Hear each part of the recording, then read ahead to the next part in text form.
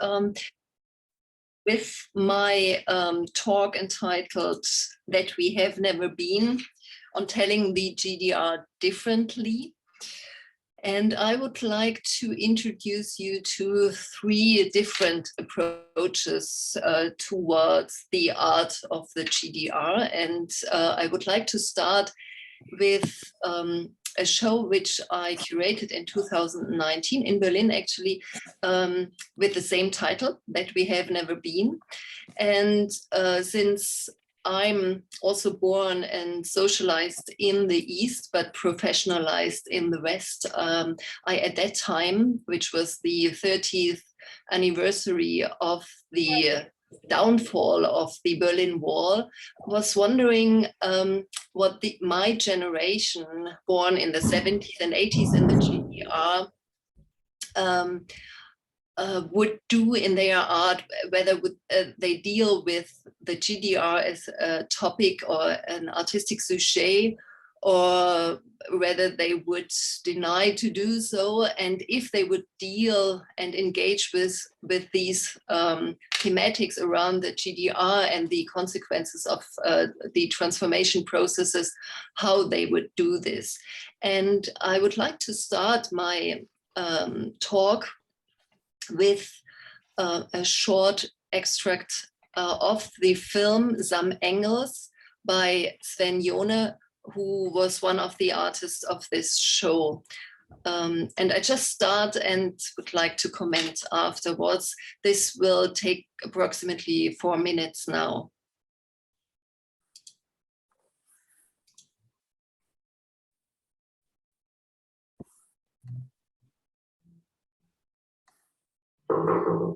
Oh, hi. Thank you for coming. I'm Rob Waldorf. Waldorf's like the hotel. Ah, I see. I never stayed there. Me neither. I prefer the Ritz. Me too. Siegfried, I'd like you to briefly introduce yourself. Name, education, and maybe a few relevant experiences.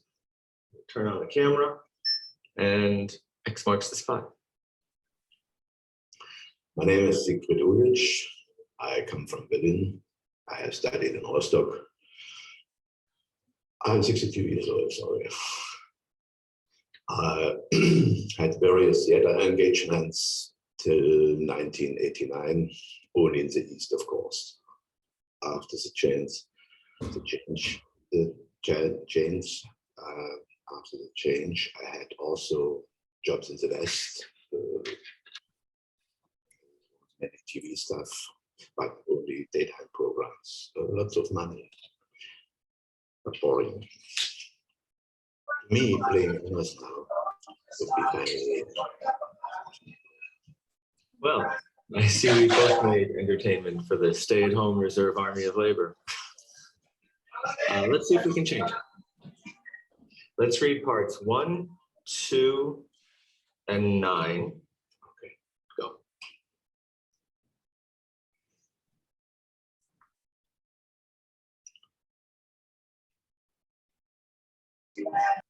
Quarter to 3 on the 14th of March, 14th of on the 14th of March, at a quarter to 3 in the afternoon, the greatest living thinker ceased to think. He has been left alone for scarcely 2 minutes. And when we came back, we found him in his armchair, peacefully gone to sleep, but forever. An immeasurable loss has been sustained both by the militant proletariat of Europe and America, and by historical science in the death of this man. The gap that has been left by the departure of this mighty spirit will soon enough make itself felt. He may have had many opponents, yet hardly one personal enemy. His name will endure through the ages, and so also will his work. All right, a real, honest eulogy. Very moving. Thank you. One more thing. Try this beard on, please. Yeah. All right. I could only get Abraham. Thank you. All right, and for the camera, please.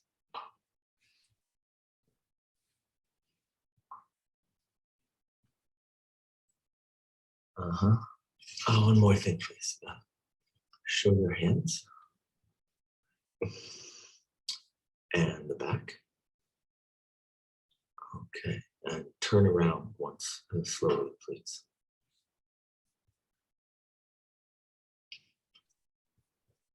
Okay, thank you very much. We'll be in touch. Thank you. Bye-bye. Bye-bye.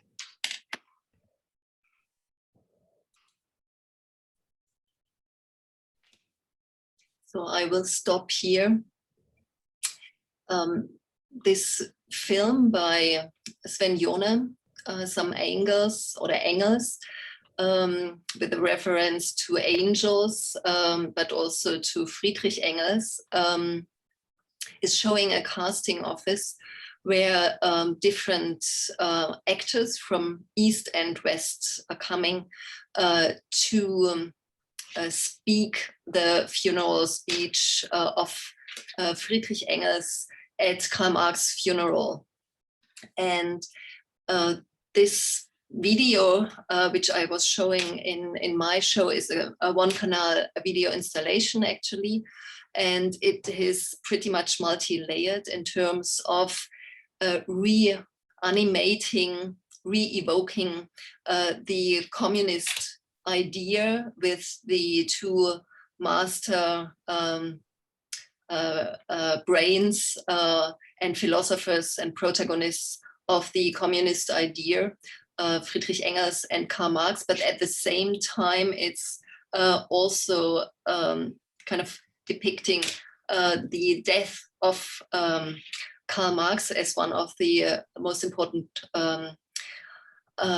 philosophers. And so this is the kind of political or metaphysical level in this video, bringing this idea or the ghost of communism back to our times. And on the other side, it has this kind of sociological layer in these kind of encounters between the guy in the casting office and the actors trying to get this job, and on a very individual biographical note, talking about their personal background and giving an insight into the difficulties of people also from the East to get a job after the 90s or after the wall came down. So I was showing this video because of these many aspects, also because of this kind of ironical break and touch it has when we see this reference to Abraham Lincoln, which is kind of very funny to show Friedrich Engels bearded with the beard of Abraham Lincoln. And so it has this kind of ironical breaks in the video, which I quite like, in terms of dealing also with art history or history of East Germans in current artistic works. I would like to continue with introducing you to another artist, also being part of the show that we have never been at the German Art Association in Berlin, and this is Wiebke Löper. She has a different medial approach. She refers, or her work, Mol 31, refers to a very biographical, private, personal story of herself and her family, actually presented in the show as a slide presentation, and also in the format of the book, which we can see here. And what she's doing, she's depicting images made by her father in the 70s when she was this small girl, which we can see on the photo on the right side, with her mother in a flat at Mollstraße 31. So this was quite a representative house and street in the center of East Berlin, actually situated on the daily way of Erich Honecker. What was happening, or what she's doing here, is kind of juxtaposing these images of her little family with images of the run-down, empty flat after 89 and 90s, after the change, the political change. And what also happened is she is talking about, or showing this building, her first house, her cosmos, her first private cosmos of her time in the 70s, and then the changes of the building, which was actually later taken down or torn down in the 90s.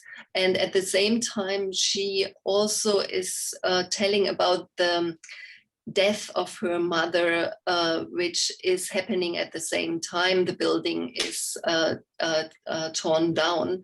So it's telling about the loss of her first private kind of environment, but at the same time the loss of her mother. And it again also has another reference which broadens up this private approach towards history, because her father was an architect for modular flats and modular buildings, and the last floors of this building have been an experimental space in the 70s and 80s for new ways of living with modular and flexible walls. And so we also got documents within this work, and within this artistic work, we also got documents of this kind of living and housing in the times of the GDR. So I just scroll through to give you an impression.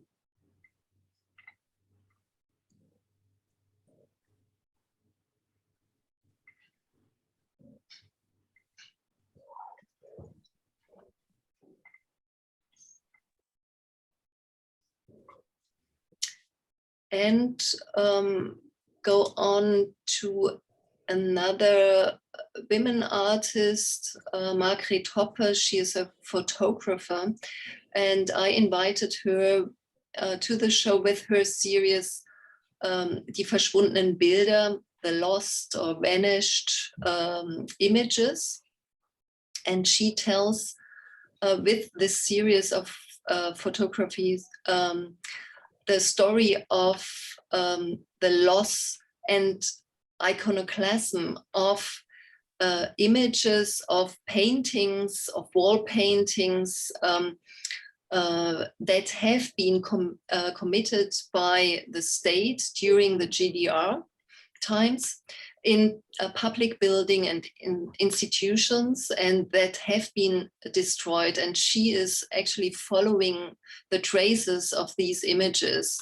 And what we can see here as the first image is a blank white wall, which actually hides a painting by Gerhard Richter, which is called Lebensfreude, Joy of Life, produced in '56. This was some years before he left the GDR. And this was in the Hygiene Museum. And actually it was when he left the GDR, and actually his biography, Gerhard Richter's biography, only starts in 61 or 62 when he restarted in the West. So he actually tries to cover his traces he left in the eastern part. But when he left, the museum actually decided to paint over this image. And then after 89 and in the 90s, the museum wanted to discover this image and show it again. Gerhard Richter actually didn't agree with it, and he insisted of leaving this wall as it was mainly empty and white. So this has also a personal motivation of not showing images that have been produced by the painter or the artist himself. And we have some other images of this series here where the traces of iconoclasm and destruction are far more visible than the very kind of hidden traces of the first one we could see. This has been also an image here, or we can see images that are wrapped and stored away in some archives, and no one knows about their stories and their histories. So it's images, mainly images made for outside, as kind of public art, or inside for decorative reasons, and now are gone.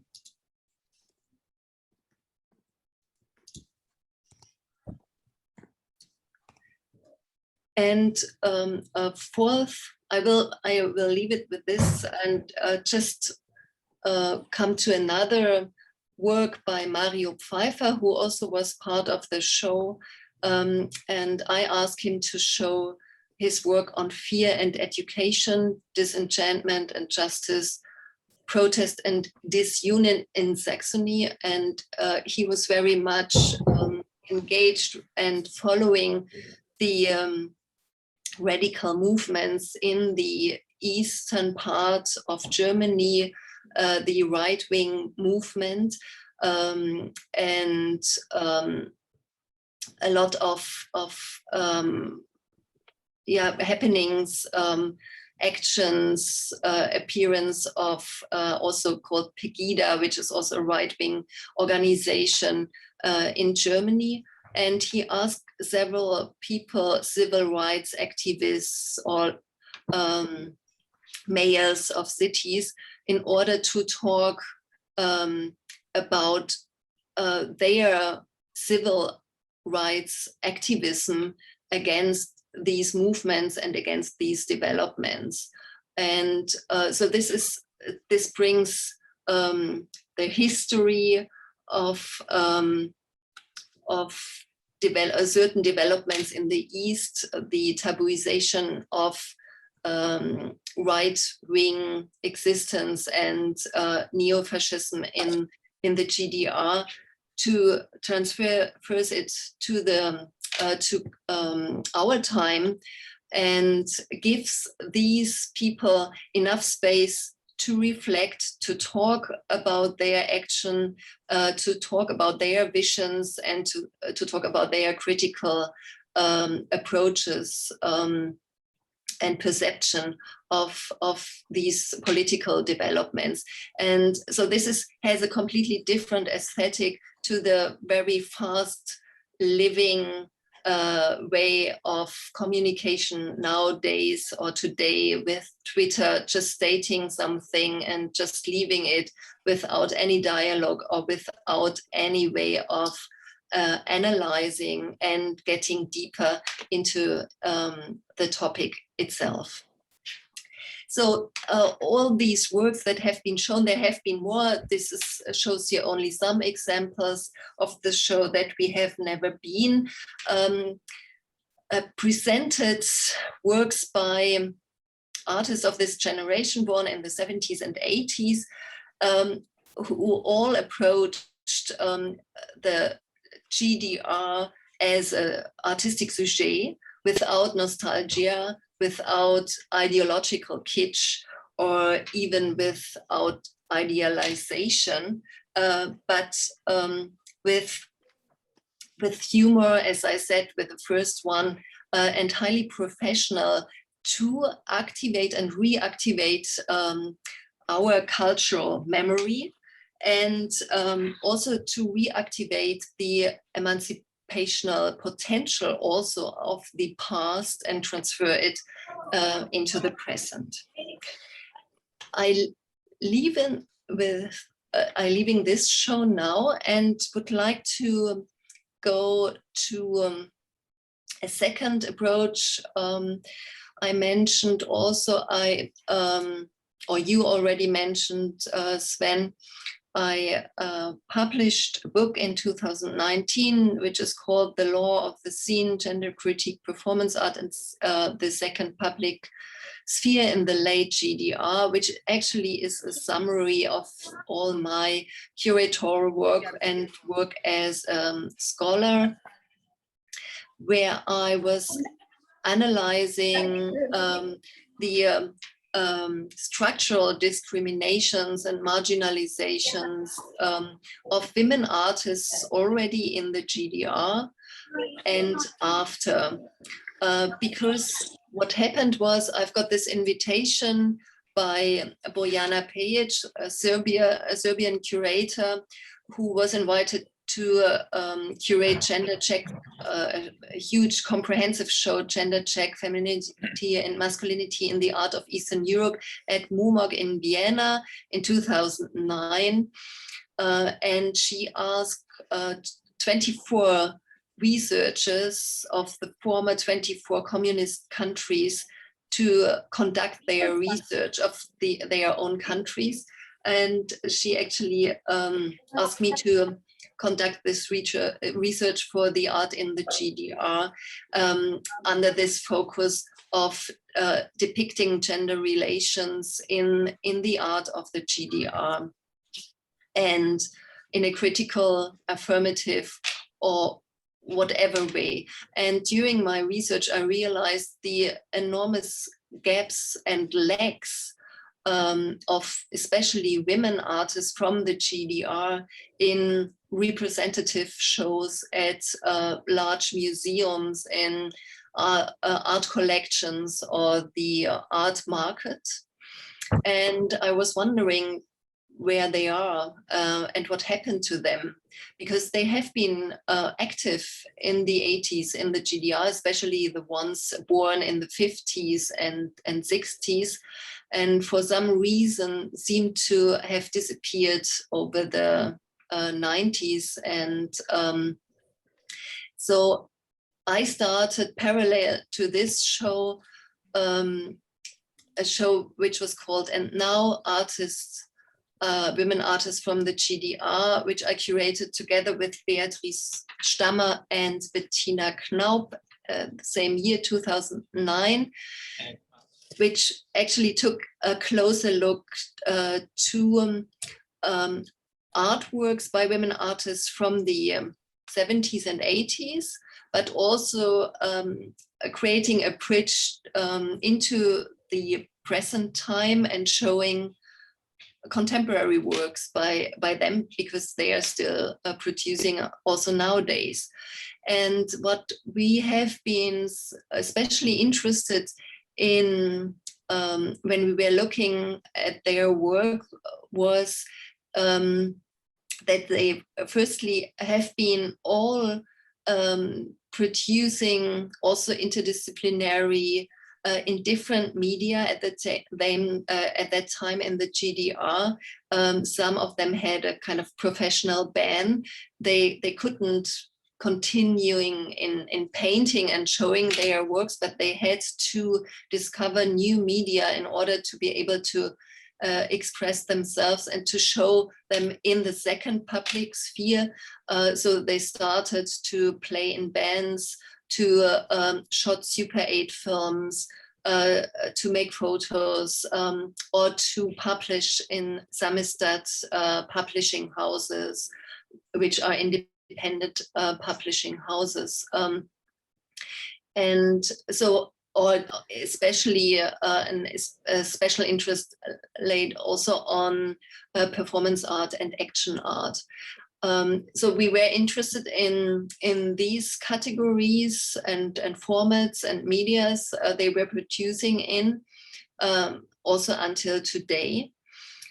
Also reflecting aspects of their life experience in the GDR, and with a feminist approach towards these works, we were also wondering what their living and producing conditions were at that time, and giving them visibility and showing the importance of these positions and their works in Germany-wide, but also internationally.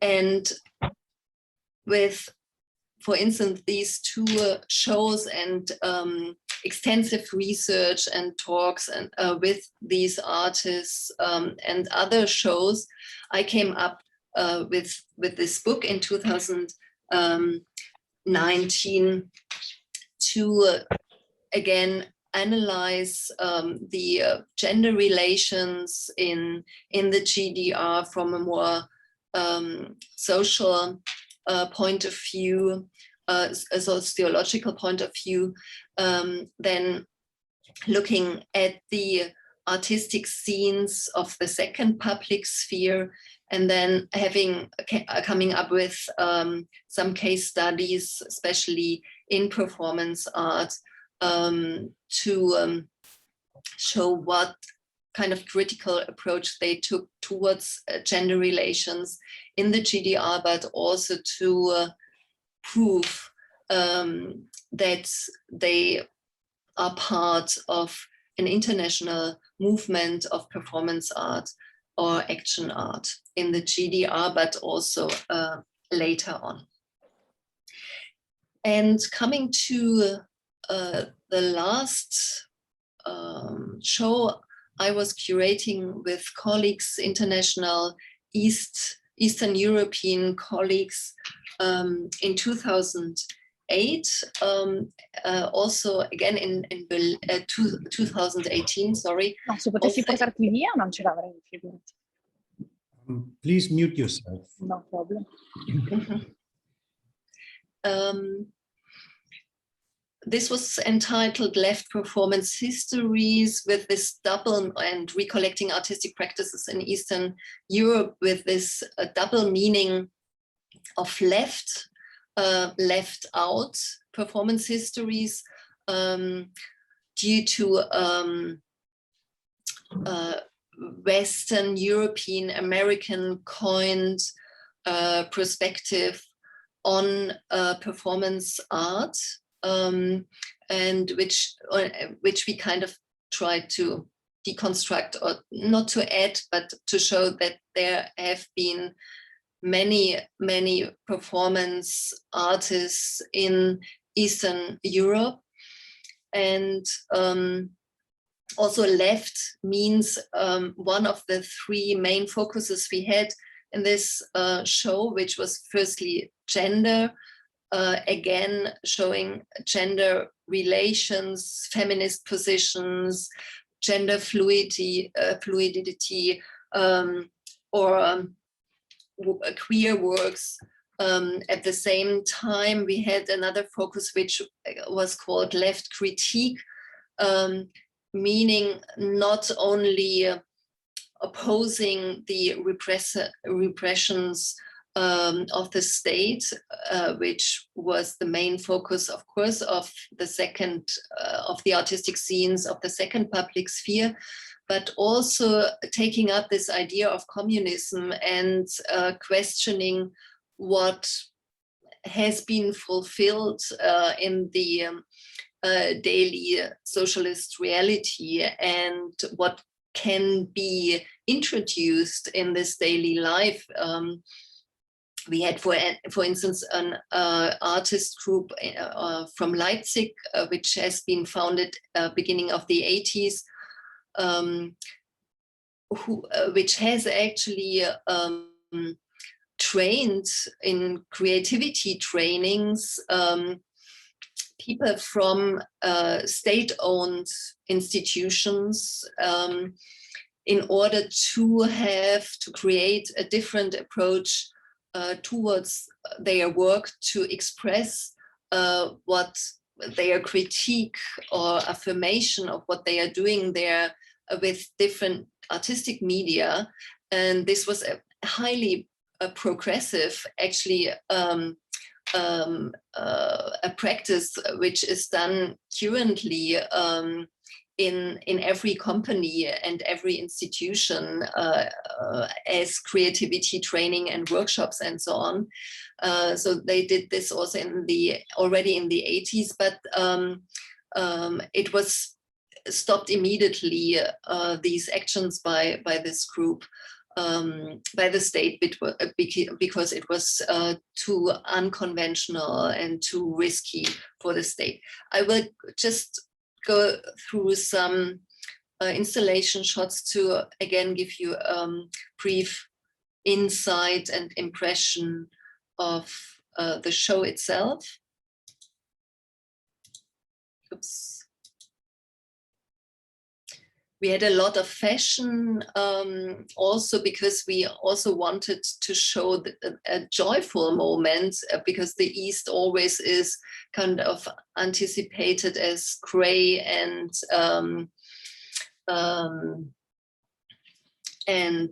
melancholic and so on. But we were happy to show that the potential of joy, of expression, of colorful expression, of course, has been also in all artistic scenes of Eastern Europe.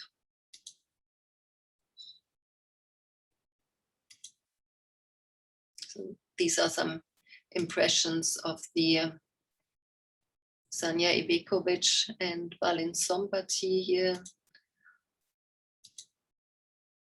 and Judith Kehler from Hungary.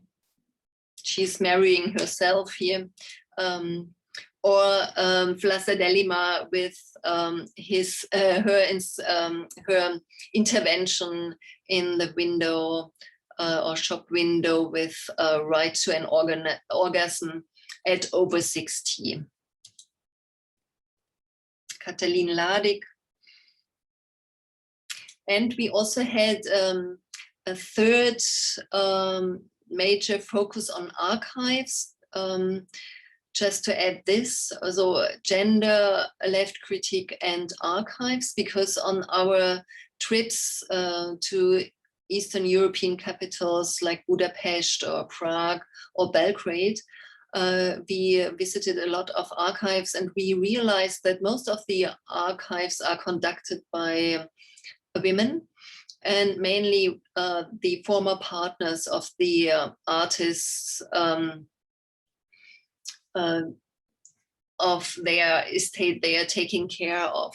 So what we did, we invited some of the women archivists or art historians to choose one work out of the estate or archive or collection of their former husbands and to present them in our show. So we made them co-curators of the show for this section for this archive section.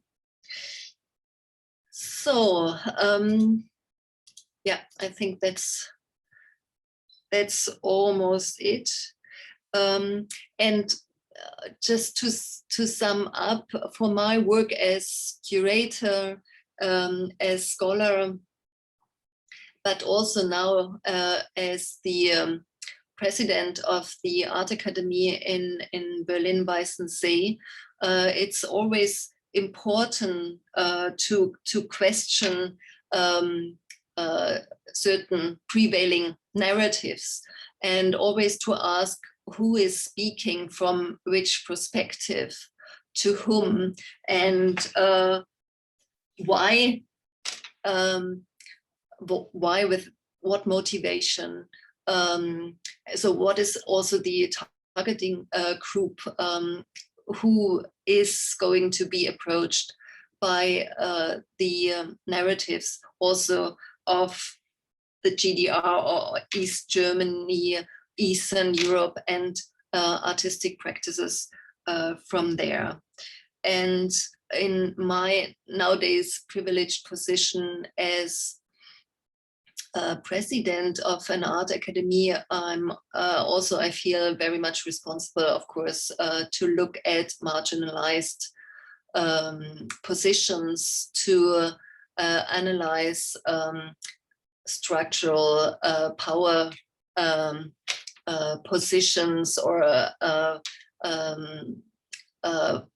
the meaning of power nowadays, in order to also deconstruct certain criteria of the majority of the society in terms of what does East Germany mean, what does art from East Germany mean, what kind of narratives can we deliver nowadays that are different to the ones that have been made up over a very long time during the existence of the GDR, but also in the 90s and 2000s.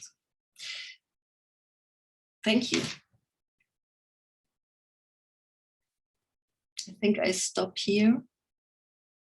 Thank you very much for this wonderful talk, like almost a glimpse into your studio as a filmmaker, but also as an art historian. So that was very rich, and I'm sure there'll be comments and questions for you. And I'd like to open the floor to anyone who would like to ask a question or make a comment. Please go ahead. Unmute yourself for that before.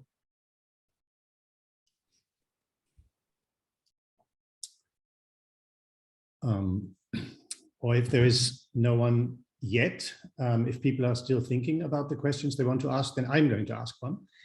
And so, I mean, there was so much in your talk that one could use as a departure point for a question. I was struck, for example, by your reference to joy, which of course is not one of the things one associates with the GDR, based on the common myths and stereotypes that we connect with life there. But I wanted to ask really another question. It has to do with the problem of historicization. You're both a curator and an art historian. And so the question of history, and that was already, I think, eloquently expressed also in the title of your talk, which had a temporal marker in it. So the question of history and historicization is important to you. I wanted to ask you, where do you feel we are in the historicization of East German, of GDR contemporary art? And I say art because I imagine that in literature, the conditions may be different. So let's limit it to art. It used to be that it was sort of an established fact that the GDR was an exceptional case in Eastern Europe, that it was a country that was somehow different and couldn't, and often wasn't, easily assimilated or included in discussions of Eastern European art. Sometimes it was, very often it wasn't. The reasons for this may be manifold, but I was struck both in the exhibition of feminist art that you curated and in the one that is currently at the Künstlerhaus Britannien, something like 50 women artists from the GDR that I saw a few weeks ago, there, as well as in your case, what you saw, somewhat to my surprise, because I went there thinking, okay, I'm going to see art made in the GDR. But in actual fact, in either case, what you were seeing was work by artists who were maybe born in the GDR, but the works on show could have been either made during the GDR or after. So they could either be a reflection, in some cases, it wasn't so obvious even what the point of reflection was, but in some cases it was a straightforward reflection on these artists' time in the GDR, and in some other cases it wasn't. So in other words, the problem of the standpoint from where you look at the GDR shifts all the time with changing historical conditions. So I wanted to invite you to say a few words about where you feel we are at this point in the historicization, in our taking a perspective on the GDR as a historical fact. You have sort of said, on the one hand, it's a historical phenomenon, but you've also been very careful to stress this idea of a kind of continued potential. That's perhaps, however buried, deeply buried it may be, still present, certainly in GDR art, and maybe something that is even still present in art made today that deals with the GDR. In other words, the ideals and utopian horizons that at one point somewhere must have motivated some of the founders of this state to establish it outside of realpolitik and everything that we know as the GDR's history. So yeah, I wanted to invite you to say a little bit about where do we stand in the historicization of GDR contemporary art, and what does it mean to speak about contemporary art in and about the GDR? Yeah, thank you for this question, which is a very complex one, because we have different levels of historical approaches towards contemporary art from the GDR. And if I've understood you correctly, you were also saying that art produced during the GDR comes along like contemporary art produced that could have been produced also after 89, 90. Was this right? Yeah, well, that is one of the questions I had. What does it mean to speak about contemporary art? We know that in the 1990s, for example, in Eastern Europe, you had things like the Soros centers for contemporary art, right? That were sort of commissioning art that was increasingly made with Western models in mind. So yeah, I'm wondering, what does it mean to speak of contemporary art or about contemporary art in the GDR, but also in the former GDR? And to what extent is the GDR still a special case? Do we need to regard it as a special case, let's say, within Eastern Europe, or also vis-a-vis the West? Because you've been careful to say that we cannot look at the GDR in isolation. We need to place it also in an international context, and not just one of Eastern Europe, but maybe even one that comprises the West, which makes things even more complicated. So are we moving away from any sense that the GDR was a special case, as it were, that needs to be treated, as it were, differently from other Eastern European countries? No, it's actually both. What I was trying to do with the last show that I presented here, the Left Performance Histories, there we made up similarities in artistic topics, medial approaches within Eastern European countries, or art scenes in Eastern European countries, trying to find common grounds, common thematical frames, common approaches towards certain medias like film and performance and so on.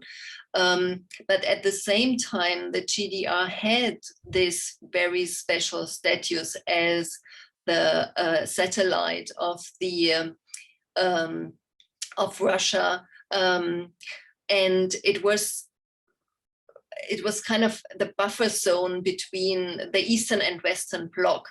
And the orientation during the time of the GDR went very much towards West Germany due to the same culture due to the same language that has been spoken, and due to the same cultural traditions, artists in East and West were trying to take up after the Second World War, but went different ways. Not only different ways, but also, I mean, in the Western part, there has been also realist painting, but it was not socialist realism. So, and the orientation towards Eastern Europe wasn't given that much, due also to travel restriction, even in the in Eastern Europe for East German people, but also in terms of the strength influences of Western Germany. And we have to keep this in mind. And in the 90s and 2000s, there have been quite some shows, comparative shows between East German and West German art, in order to find out whether there is a chance or similarities or not, or what different kind of developments they've taken. And of course, there has been also the punk scene in East and West too. And there also has been an experimental scene in the second public sphere, working with all these medias that I've mentioned, with like Super 8 film or performance art and so on. But at the same time, when you take a closer look to also the aesthetic of the works, you can see differences, of course, due to the materials which have been available,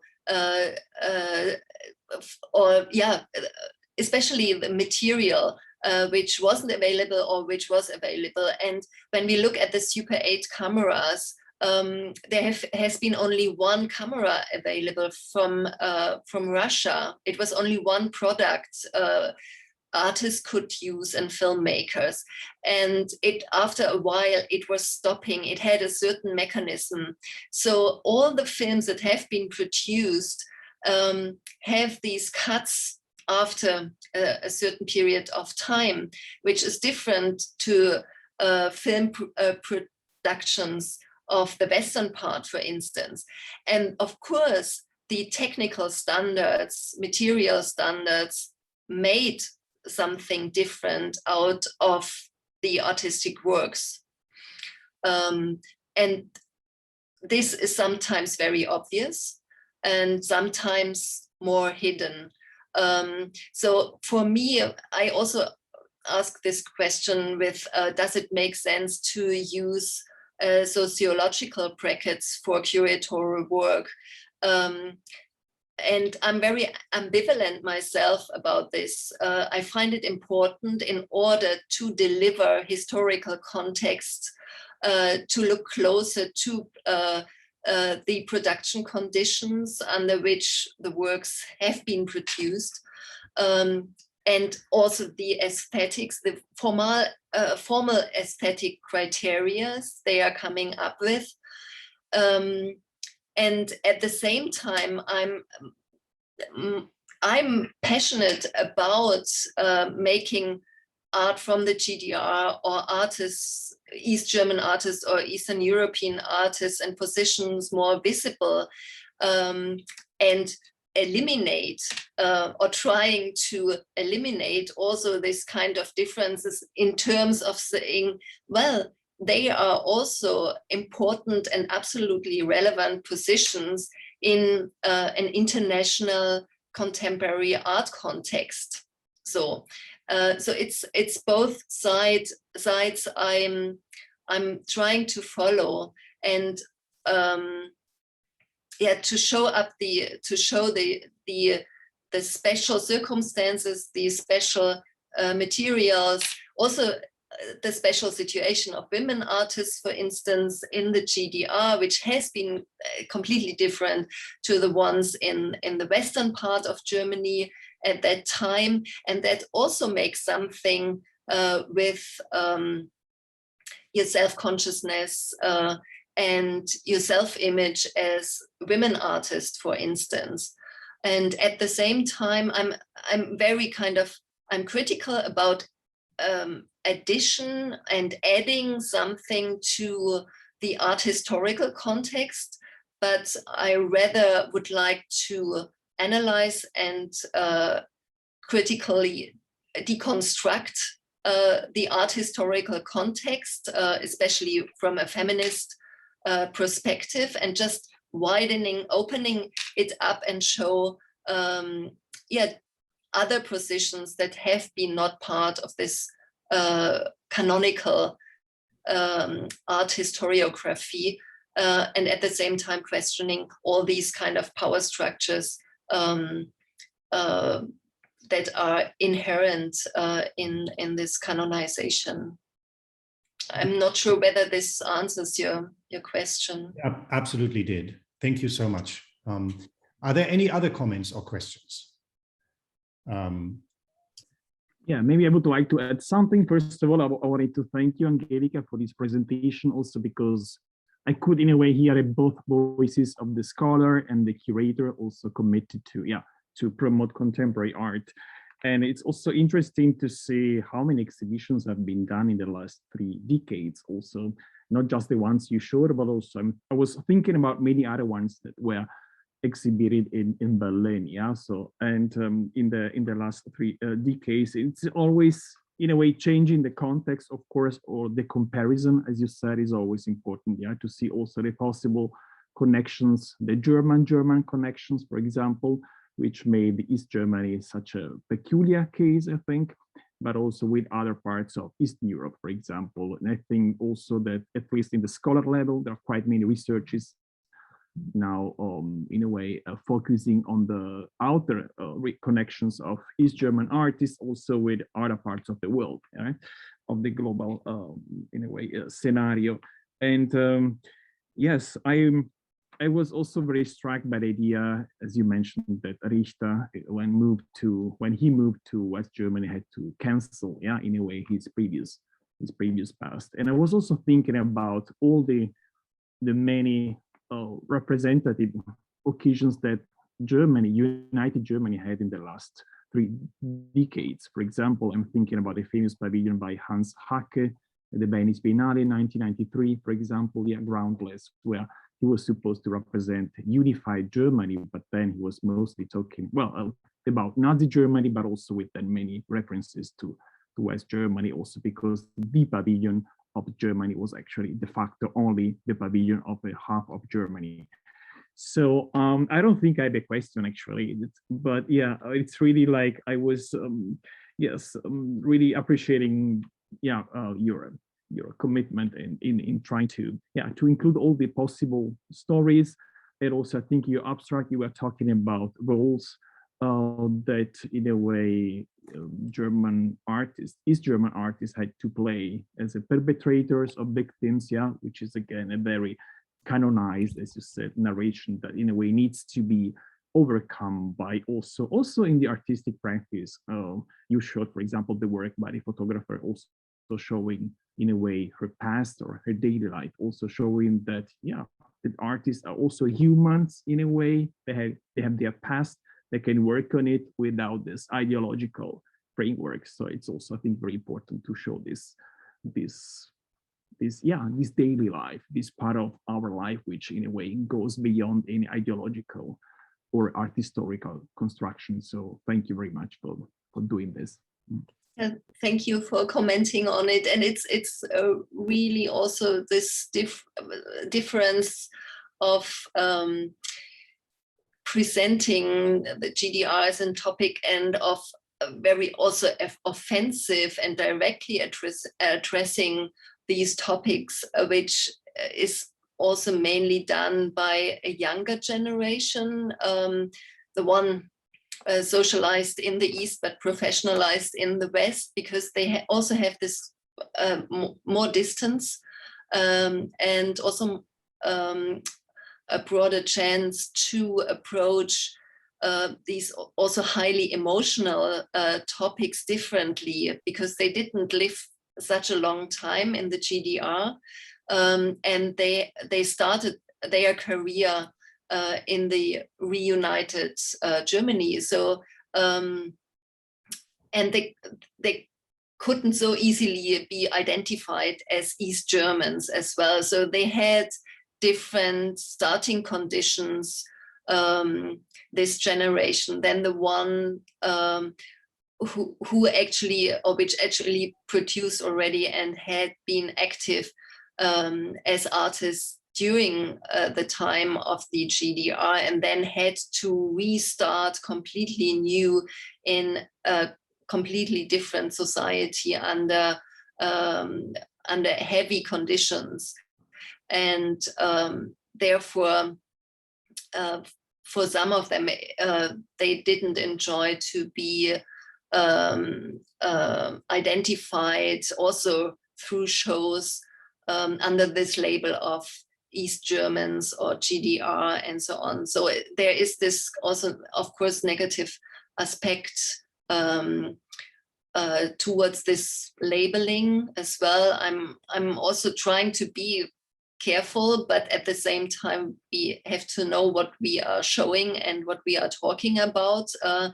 But because due to these experiences made as East Germans over the 90s and 2000s, and all the difficulties independent artists had to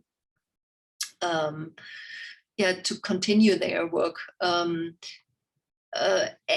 under these narratives and discourses that have been existing and have been made up over a long time as in the terms of devaluating all the life experiences and working life and work these artists did. So it's also, I mean, we have only this hour now. It's my approach is always to be curious about also the contradictions in history, and the things that are not so easily understandable. And it's really difficult also to talk in such a short term through such complex themes. Because, and this for me as a scholar, I'm actually not able to deliver this format we are having now, but as curator, I'm trying to follow this. But for me, it would take far more time to discuss one detail we have mentioned of so many other details we have mentioned today, because I'm very interested in this differentiated approach towards history of East German art, with all, as I said, ambiguities, contradictions that are part of history, and all the lacks and gaps art historiography is delivering. Thank you very much. We have time for one more comment or question. We try to limit ourselves to 1 hour more or less to make sure our listeners don't get too tired of being on Zoom. But if Jada, would you like to ask a question? Yeah, sure. Do you hear me? We can hear you, yes. Yeah. Perfect. Well, first of all, thank you very much for the very interesting lectures. I have 2 questions. If you don't have enough time, you choose one of the 2.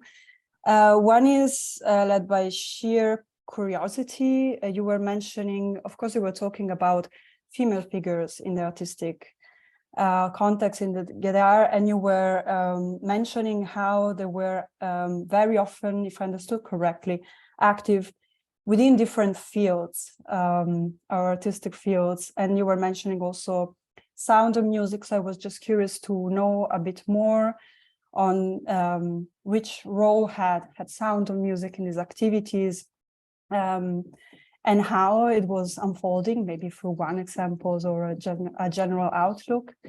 And then I had question consideration, which was much more broad, because you were mentioning at the beginning the need to find ways for an emancipation of the past for the present, and I think that through your curatorial practice you show different ways. And I really appreciated the fact that one of these is really attempt towards this inclusivity. And one of these is, for instance, that of looking at the role of these ex-wives, partners, or collaborators of male artists, and actually not only looking at them as source in a almost extractivist way, but actually to give them the role of co-curators, which I think is very meaningful also in terms of your own position as a curators towards the artist and the topic you are approaching. And on the other hand, I was thinking as researcher or for scholars, this can be sometimes a bit more tricky, but I think it's so important. You were mentioning exactly archives. And archives, in my opinion, is not just a simple neutral well of knowledge, but is actually a repository mirroring power structures in the past and actually nowadays as well. So when we are approaching certain forms of culture, of art, maybe in the past, and we try to deconstruct these narratives, but on the other hand, maybe, quoting Spivak, like we want to try to let the subaltern speak or the marginalized speak, how as researcher or scholar, we can let this marginalized or this subaltern speak, maybe sometimes even when the artist is dead, so it's less obvious, this interaction. I know that this last question probably is very complex, but I also feel that is very important, and hopefully something that is also touching a bit all of us, more or less. Thanks. Yeah, many thanks for these enlightening questions. The first question, the role or importance of music, which was given especially in the 80s due to the punk movement, which was overlapping the artistic scenes. So it was literary scenes, artistic scenes, music scenes, and quite a lot of artists were also playing major role in these bands, or they created their own bands like Zwitscher, the so-called Zwitscher Maschine, with Ralf Kerbach and Cornelia Schleimer and so on. So, and we're also, they've been also recording at that time. At the same time, they had also kind of shows in a very improvised way because they weren't allowed to play, but they did in some private spaces. And so this was part also of the artistic scene, to play music, to make music, to produce music together, and also to express differently in another media than in pure artistic media, also to express the enormous frustration of many of these artists. We mustn't forget that many of them have left the GDR in certain waves. Especially in the 80s, there have been 2 waves of exilation beginning of the 80s. So this was a massive brain drain for the art and art scene. And and many of them also left or were also how do you say, imprisoned, some of them. And music also played a role for the presentation of Super 8 films. or soundtracks, self-made soundtracks. There has been this the one and only women artist group, Erfurter Künstlergruppe, with Gabriele Stötzer, for instance, and she and two of her colleagues, they created a kind of experimental band called Extended Orgasm. So this was about making noise, but also using the noise, the sound, for presentation of their works. So it was purposeless music, but at the same time it also was immediately transferred into another medium. So this is quite a nice example to see that there haven't been these kind of straight borders between the artistic media, but it was a huge experimental space, trying what's possible in order to artistically express themselves. And your second question regarding the archive and also the power structures of archive, I also understand the archive as a performative space and space of change, and also a highly subjective coded space because of the archivist. It's the subjective criteria she or her is collecting, categorizing, and so on. So it always has this imprint of this very individual imprint and selective approach.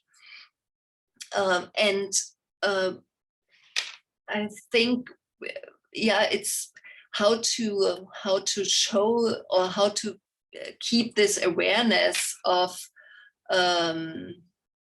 the power of collecting memory in different media and leaving things out and taking other archive materials in.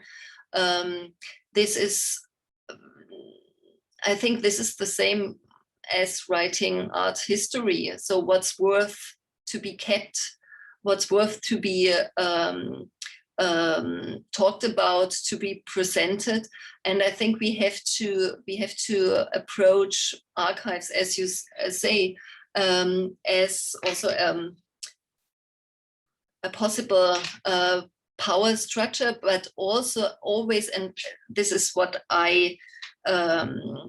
how I identify art historical canonization and so on. It's an ongoing process. It's always changing, and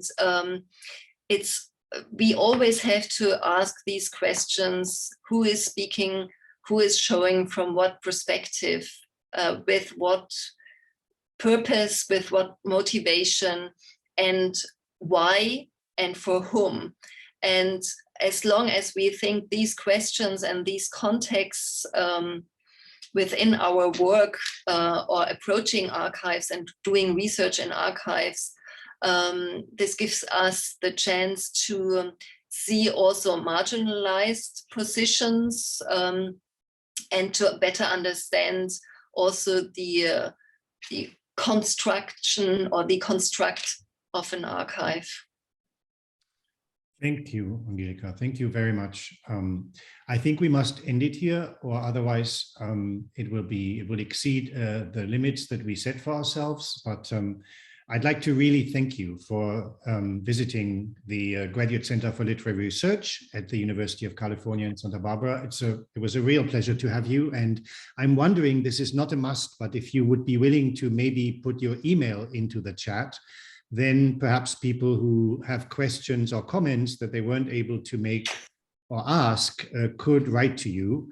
Not a must, obviously, but that would be a wonderful way for them to maybe have a dialogue with you outside of this lecture. And yeah, thank you so much, everybody, for attending. And was immensely impressed and with the rich material that you've presented here. Thank you very much for taking the time. And thanks everybody for being here. See you soon, hopefully. Yeah, thank you for your attention, for your interest, and yeah, stay in touch, and let's exchange ideas about approaching art from GDR differently. Absolutely. Thank you. Thank you very much. Take Bye-bye. care. Thank you Have so a nice much. day. Bye. I soon go to bed. Bye. Great. Good night. Good enough.